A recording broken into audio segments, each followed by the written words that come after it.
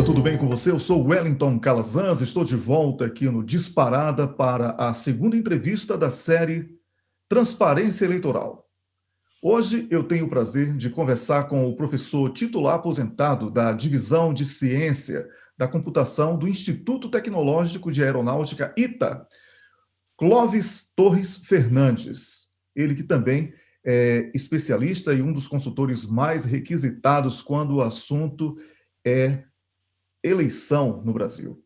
Então, eu dou as boas-vindas ao nosso convidado, professor Clóvis, bem-vindo ao Disparada. Wellington, eu é que agradeço estar presente nessa entrevista e acho que ela vai ser muito boa para todos. Eu não tenho dúvida disso, principalmente a sua palavra será muito importante, porque aqui não vamos falar de uma questão política, não vamos falar sobre uma questão meramente histórica, nós vamos falar sobre o que realmente está em discussão, a questão da segurança eleitoral. Por isso que a minha primeira pergunta vai direto ao ponto. Quais as razões científicas para que o atual sistema eleitoral brasileiro seja revisto nesta questão da transparência eleitoral?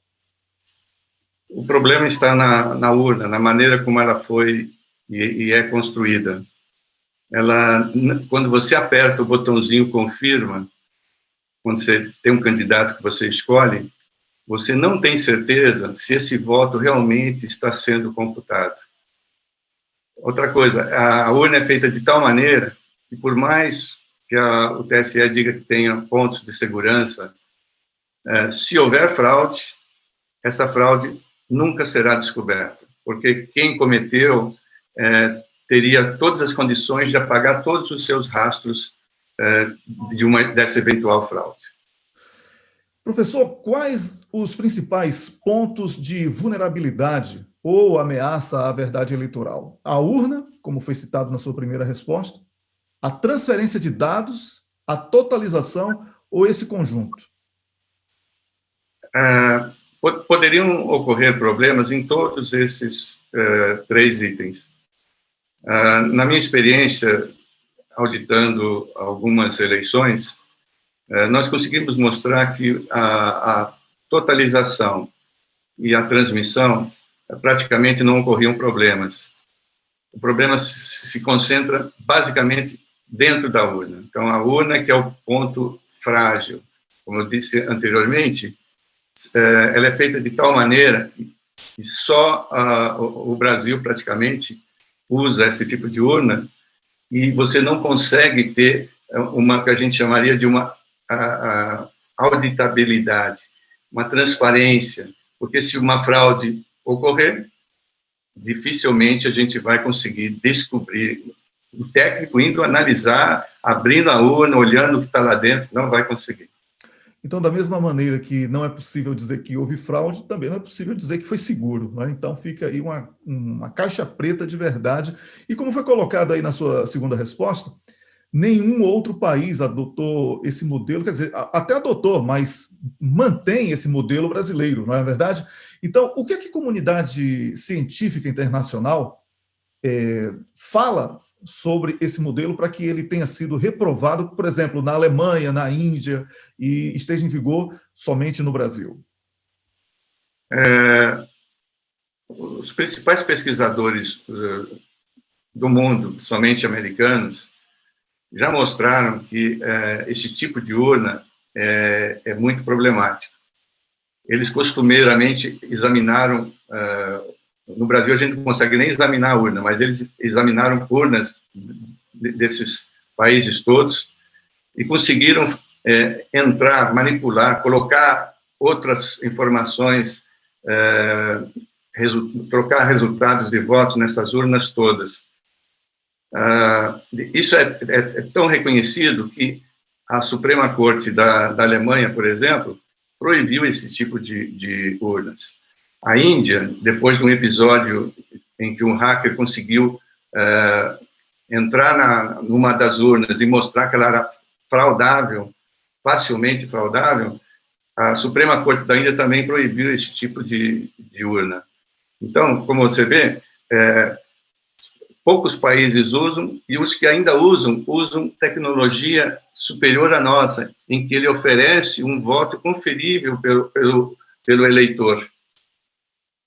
Podemos, só para fechar isso, quem olha os mapas de tipos de urnas da eleição da época do Trump e agora da do Biden, vê que os Estados Unidos, que fazia um uso muito intenso de urnas desse tipo na época da eleição do Trump, agora na eleição do Biden, praticamente só alguns poucos locais fizeram uso desse tipo de urna. Professor, eu gostaria de saber se os modelos da Argentina e Equador seriam os mais recomendáveis para, ou se são mesmo, se seria o recomendável para esse caso aí de resolver esse problema de dúvida em relação ao processo eleitoral brasileiro. Em comparação ao que nós temos no Brasil, da nossa urna, que não oferece o voto conferível pelo eleitor, esses países experimentaram, inclusive, as urnas brasileiras, né? Eles experimentaram as urnas brasileiras.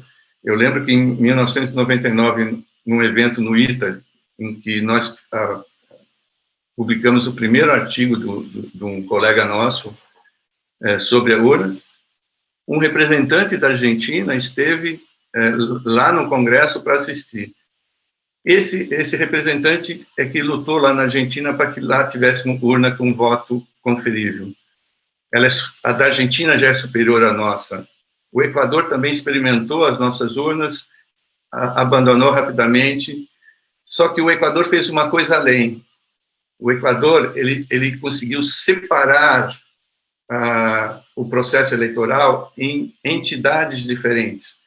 O nosso TSE tem um grande problema que é maior, transcende o problema da urna, e ele é executivo, ele é legislativo, é judiciário. Quando aparece alguém do TSE dizendo, olha, nunca comprovamos nenhuma fraude nas urnas, não quer dizer que não tenha havido fraude.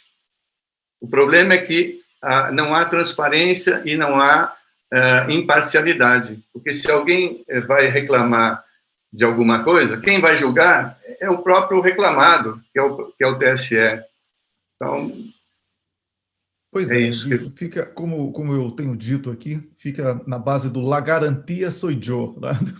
Então fica complicado. Exatamente. Pois é, Exatamente. Professor, já que falamos aí sobre o TSE, para encerrarmos aqui a nossa conversa, eu gostaria de saber se o presidente do TSE estiver, porventura, assistindo a esse vídeo, eu espero que ele esteja,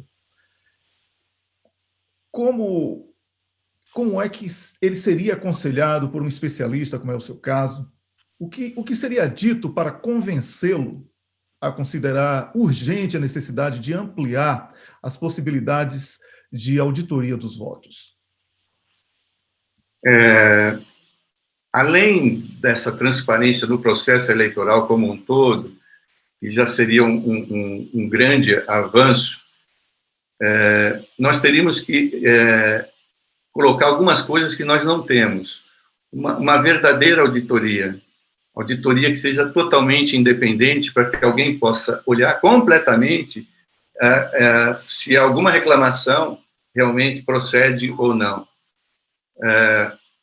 No caso da urna atual, se eles permitissem essa auditoria, nós iríamos comprovar cabalmente que se houve fraude, a fraude não seria descoberta. É por isso que eles não deixam fazer isso, é por isso que eles não deixam também você fazer testes de penetração para saber o quão fácil ou difícil é. Eles fazem sempre num ambiente controlado. As pessoas que vão lá nos testes que eles promovem abertamente não têm todo o ferramental mínimo para poder fazer alguma coisa. E ainda assim, eles conseguem descobrir problemas com a urna. Eu diria que aconselharia o presidente do TSE a olhar a súmula do Supremo Alemão, da Índia e de outros países, mostrando como foi que eles chegaram à conclusão que o uso de urnas do tipo igual à nossa não pode ser usado nunca mais nos seus países. Apenas isso. Olha, eu quero agradecer aqui ao professor titular aposentado da Divisão de Ciência da Computação do Instituto Tecnológico de Aeronáutica ITA, Clóvis Torres Fernandes, por ter dado essa aula magnífica aqui. Muito obrigado. Sinceramente, foi acima da expectativa, porque muitas dúvidas foram tiradas e outras importantes dúvidas foram levantadas aqui.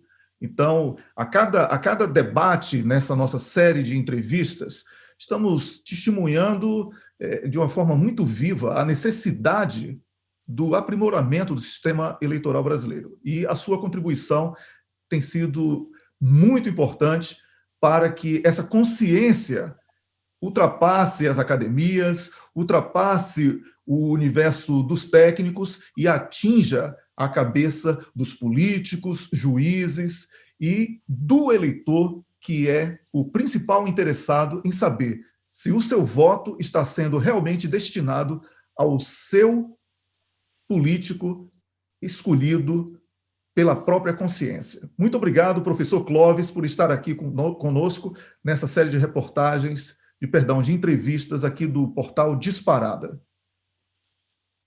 Eu que agradeço, muito obrigado pela oportunidade. Tá? Eu sou o Wellington Calazans e termino aqui essa segunda entrevista da série especial Transparência Eleitoral aqui no Disparada. Na próxima entrevista, eu tenho a deputada Bia Kicis, que tem uma PEC que ela defende, onde o voto impresso, para que seja ampliada a possibilidade de auditoria e também de transparência, né, no processo como um todo, seja assegurado. E por isso, eu convido você desde já a convidar os seus contatos, compartilhar os vídeos e ampliar esse importante debate. Um grande abraço e até a próxima entrevista.